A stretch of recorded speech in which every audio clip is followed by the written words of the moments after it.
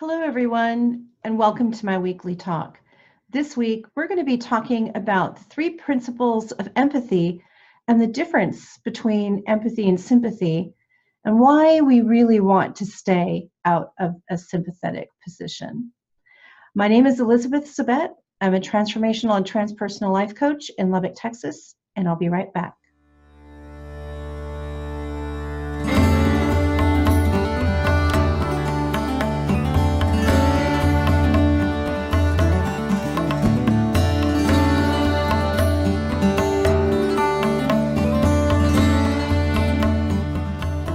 Hi, everyone, and welcome to my talk on sympathy and empathy.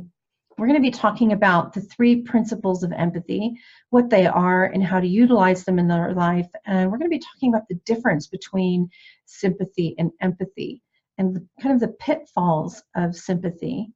And when we want to be sympathizing with someone, when it's a good thing to be sympathizing. But first, let's talk about the history of the words themselves, because I do think that that's significant. As a culture, as a people, as a species evolve, they have new experience, more expanded experience. They create new things. They create innovative solutions for their time. They learn how to create new resources. And also the language must change as well. And the word sympathy actually, which dates back, of course, all the time, for ages, but in modern usage, we see it really being used in legal terms and scientific terms in the 1500s. And the word empathy, even though the concept is very old, the word itself and the practice of it really wasn't used as a culture. The term empathy in English wasn't created until the 1800s, and that actually came from a German word, which I apologize, I can't pronounce, I'll just slaughter it. But the term empathy actually in modern times was created to describe a feeling into an architectural structure. So how does this architectural structure, how do you as a being feel into this place, and observing and creating architecture, what is being felt into in that structure?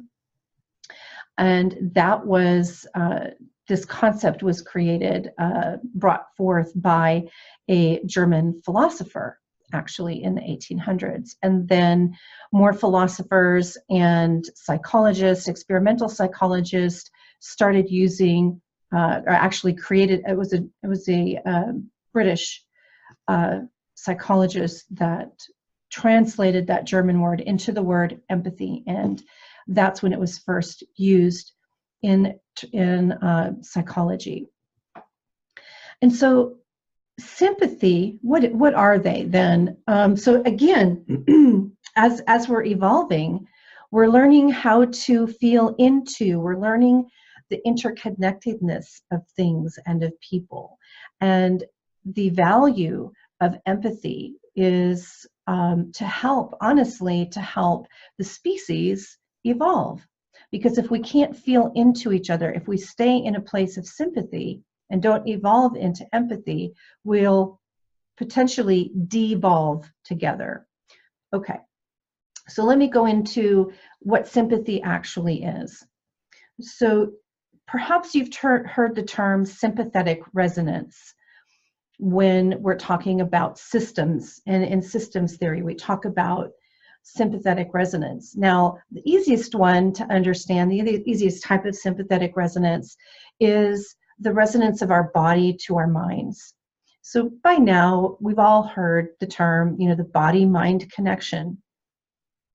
And so to sympathize means to experience somebody else's experience. You go down into the frequency, the actual experience of what somebody else is feeling and experiencing, and that becomes, you either be that resonance, or you're either already a match to it and you gravitate to it, or if you stay down in sympathy with someone, then that situation, you become that situation. And we see that in family dynamics where one person is trying to raise themselves out of poverty, how other people in the system attempt to, are uncomfortable with that, and don't feel like they connect with that person anymore. And maybe even in some situations, the person who's attempting to get out of poverty or a situation is put down by other people in the system that it's trying to leave. And vice versa. I mean, we see people of wealth that give up their wealth and move into simpler ways of living. And they're also misunderstood or put down by the system that they're trying to leave. We see that happen in both ways. And so there's something within the system itself that attempts to keep things in a state of order, and that even if it's a lower, uncomfortable order. So in sympathy, there is a desire for everybody to be in the same place. The system breaks down if people or processes leave in a state of sympathetic resonance. Now, in the physical body, the stomach and the liver are in resonance with the kidneys. So the state of health of the kidneys affects the liver and the stomach. And then the heart is in sympathetic resonance with the liver and the stomach. And so the state of the heart then becomes dependent on the state of the liver. And the state of the brain is in sympathetic resonance with the heart. So the state of the heart then affects the health of the brain. And there's all these correlations that can be made. So we want healthy sympathetic resonance in our kidneys. We want good kidney health, ultimately for our brain's sake. And isn't that very interesting? So we want healthy sympathetic resonance when it is progressive and moving towards life and in integrity. When the system is in integrity, sympathetic resonance to that is a healthy and helpful thing. So we have to be careful what we are sympathizing with in our emotions, because if you are around a system where the belief is a structure, the belief structure is to keep people small or ignorant or in control. Oh my goodness, I'm going to sound like an anarchist. I'm not really. Control and order are extremely important. We'll get to that in just a minute. But when the integrity of empathy is not there, then that's when the system is in danger of breaking down. And you can apply this to any system that you want: your body, your mental health, your emotional health, your physical health, your relational health, your social health. And in really any structure, we want to be talking about healthy resonance.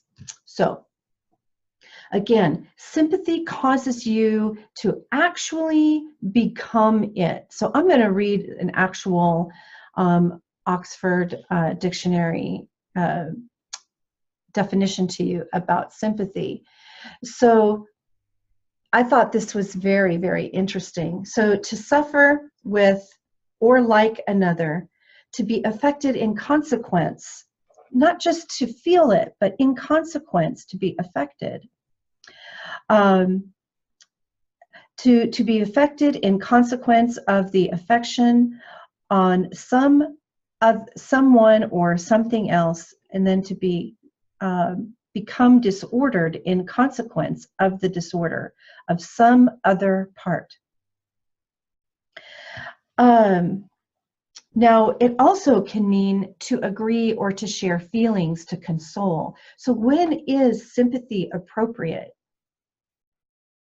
Sympathy in itself, if you are consoling someone who's going through something very difficult, and you stay in a place of sympathy without curiosity, which then brings us into empathy. I'll get to that in a minute. But if you stay in a state of sympathy with them and you don't raise your experience to a state of empathy, You are adding more grief and more sorrow energy to that person's experience. You are adding more heaviness into their own experience. If you're really sad, if especially in the case of loss and grief, loss of use, it doesn't have to be death. It could be loss of use of limbs, loss of function, loss of a home. It could be, very big tragic losses. We are going to, people who are not emotionally damaged may feel very, very strong emotion. That's not necessarily negative, okay? That means that you're human, and that means that you can feel, and that's a very important thing. So there are times when sympathy and shared emotional experience is just going to be a normal part of human life. When I'm talking about negative sympathy, that sympathy that pulls you down into the discord and then has you start experiencing the negative and disempowering belief system of someone else, that's the type of sympathy I'm talking about that's really dangerous, and I want you to be careful for. If you start noticing in your life that you're around heavier situations and it starts affecting your outlook on life and creates depression or a lack of belief in your own abilities or your own self-worth, that's when I want you to start noticing that you are in sympathetic resonance to a disempowering, unhelpful situation, and do what you need to do to get yourself out of that place and to change your perspective.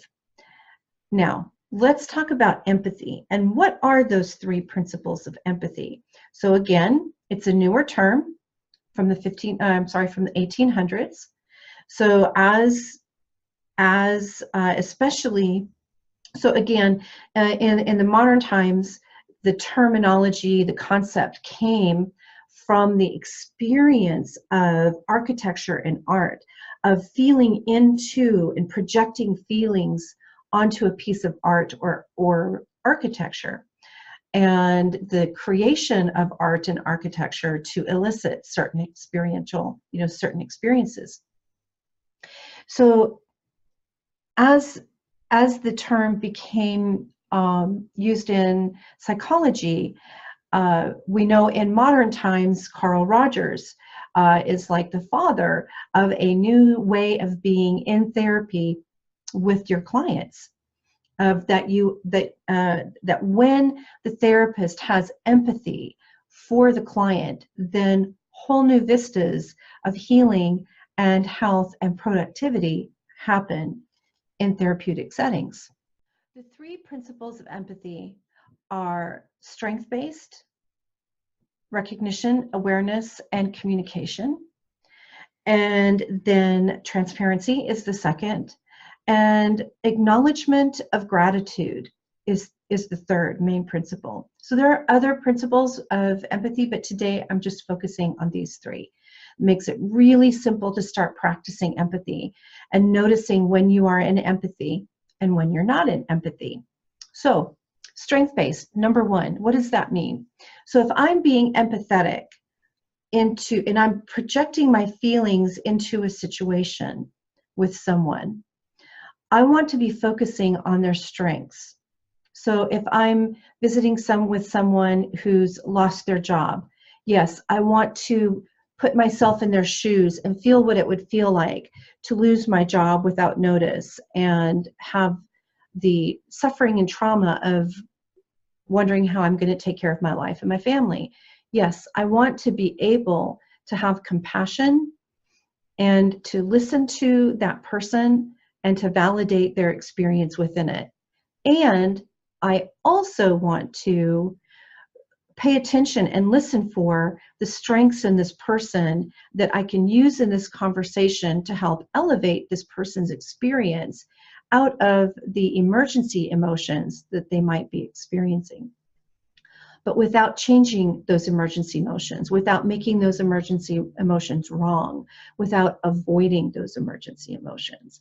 But that strength-based perspective helps a person get curious. It can help elevate a person eventually out of those emergency emotions and help them get focused on solutions. So in order to have a strength-based perspective, you must be curious. So if you're not curious about how to solve a problem, if you've lost your curiosity, you've probably been in sympathetic resonance with something that is of a lower disorder than an empathy. That's your cue. If you have no curiosity and you're in a state of apathy, you need to you need to find somebody to help you get back up into a state of empathy for yourself. And so the second principle, transparency, is really important. And this transparency is you with yourself. Are you being transparent with yourself? Are you avoiding or hiding something from yourself? Are you trying to lie to yourself? Are you in denial about what's really happening? If that's the case, that's an indication that there's usually a great deal of fear or unresolved anger, some type of an emergency emotion that hasn't been processed yet, because it doesn't feel safe within yourself to experience that. And that's okay, that's normal. We've all gone through trauma and difficult situations, and they're not easy to face. So if you recognize that within yourself, though, if you're starting to recognize avoidance, then that's good, because that means you're no longer in denial and you're baby stepping yourself into a place where you can start to take a look at it and maybe reach out for help. Now, one of the difficult lessons that I've had to learn about transparency is that I don't have to be transparent with everyone to remain in integrity. And sometimes that could be even more about attention seeking if I'm over transparent. So there are dangers in transparency as well. We want to have balanced, intelligent, emotionally intelligent transparency of what's going on with us, so that we can get problems resolved and elevate to the next level of where we want to go in life.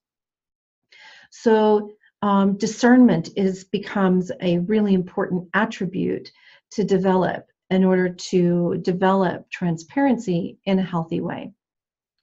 Then the third principle is acknowledgement of gratitude. So first of all, you have to be grateful for something. And if you're not feeling grateful for something, then again, there's more work that needs to be done. There's processing that needs to occur, healing, emotional healing that needs to occur before we can feel grateful.